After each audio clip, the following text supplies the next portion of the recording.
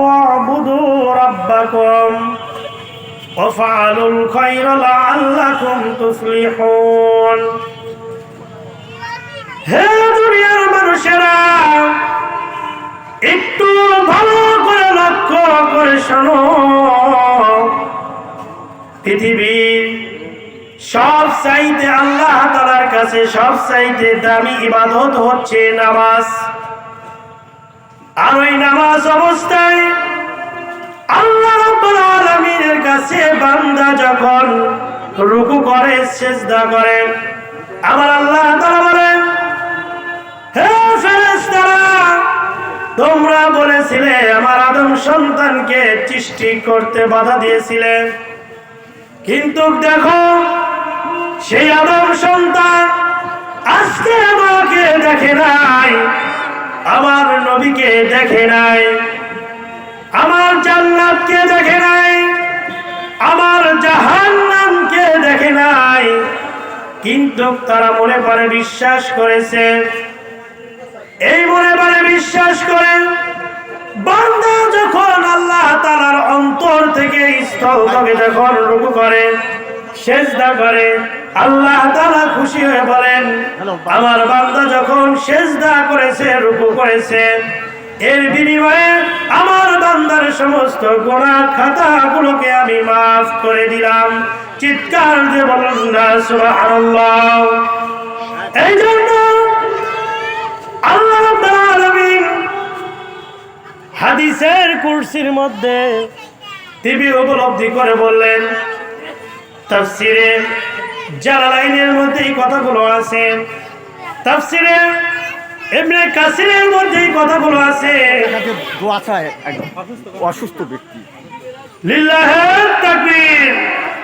আল্লাহ তোমার এক বান্দা অসুস্থতা রয়েছে মাওলা, আল্লাহ তোমার নবীর ঘর মাদ্রাসায় 100 টাকা দান করেছে, আল্লাহ দানকে তুমি কবুল আর মঞ্জুর করে নিও। সকলেই বলি আমিন। আল্লাহ রাব্বুল আলামিন যখন জিবরাইলকে যখন সৃষ্টি করলেন, জিবরাইল আলাইহিস সালামকে যখন সৃষ্টি করার পর তার যখন সৃষ্টি করার পর জিজ্ঞাসা করলেন, আল্লাহ রাব্বুল আলামিনের কাছে জিজ্ঞাসা করলেন, ওগো আল্লাহ তুমি যেহেতু আমাকে সৃষ্টি করেছেন, তুমি আমাকে যেহেতু সৃষ্টি করেছেন, তুমি কোন ইবাদত করলে সবচেয়ে বেশি খুশি হও সেই ইবাদতের কথা একটু স্মরণ করে আমাকে একটু বলে দাও। আল্লাহ রাব্বুল আলামিন বললেন, হে জিবরাইল সবচাইতে বেশি খুশি হই আমার বান্দা যখন আমার প্রতি সিজদা করে, মালিক দিচ্ছে আমার বান্দা যখন সিজদা করে আমি সবচাইতে পৃথিবীর মধ্যে সবচাইতে বেশি খুশি হই যখন আমার বান্দা আমার কাছে যখন সিজদা করে। জিবরাইল আলাইহিস সালাম মনে মনে চিন্তা করলেন, পৃথিবীর সবচাইতে বড় সিজদা আমি আল্লাহ তাআলাকে করব, যেই সিজদা সবচাইতে পৃথিবীতে সবচাইতে বড় সিজদা হিসেবে যেন ঘোষণা হয়। জিবরাইল আলাইহিস সালাম এই কথা উপলব্ধি করার পর জিবরাইল আলাইহিস সালাম সিজদা অবস্থায় 1, 2, 3 বছর নয়। সম্মানিত মুসল্লিরা একটু ভালো করে শুনুন, এই জিবরাইল আলাইহিস সালাম দীর্ঘ 30 বছর সিজদা অবস্থায় ছিলেন। এই 30 বছর অবস্থায় থাকার কারণে তার কাছে কোনো সুসংবাদ আসে না, তার কোনো সুসংবাদের আল্লাহর তরফ থেকে আসে না। জিবরাইল আলাইহিস সালাম মাথা উঠালেন আর বললেন, হে জিবরাইল মাথা উঠেছো, তুমি কি আমার প্রতি খেয়াল করো নাই, শেষ করো নাই? জিবরাইল আলাইহিস সালাম বললেন, 30,000 বছর আল্লাহ তোমার সিজদায় মাথা নত ছিলাম, তুমি কি আমার প্রতি খুশি হও নাই?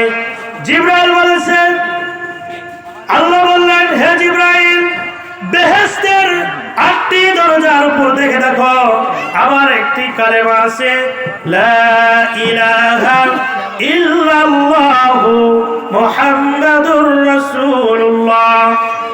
সবচাইতে মুহাম্মদ সাল্লাল্লাহু আলাইহি ওয়াসাল্লামের শেষ জামানার শেষ নবীর উম্মতেরা যখন তারা পাশে থেকে 10 সেকেন্ড সেজদা করে, হে জিবরাইল তুমি ভালো করে শুনে রাখো, ভালো করে জেনে রাখো, এই 5 থেকে 10 সেকেন্ড যে সেজদা করবে, তুমি 30,000 বছর সেজদা করে যেই সওয়াব অর্জন করেছ, শেষ নবীর উম্মতেরা যদি একটা সেজদা করে 10 সেকেন্ডের জন্য, এই 30,000 বছর অবস্থায় সেজদা করে যে সওয়াব তুমি অর্জন করেছ, এর চাইতে ত্রিপুল পরিমাণের সওয়াব আমি শেষ জামানার উম্মতদেরকে দান করে দেব।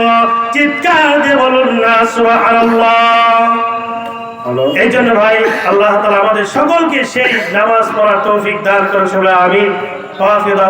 আলহামদুলিল্লাহি রাব্বিল আলামিন। ধন্যবাদ হাফেজ মাওলানা ইজাজুল হক।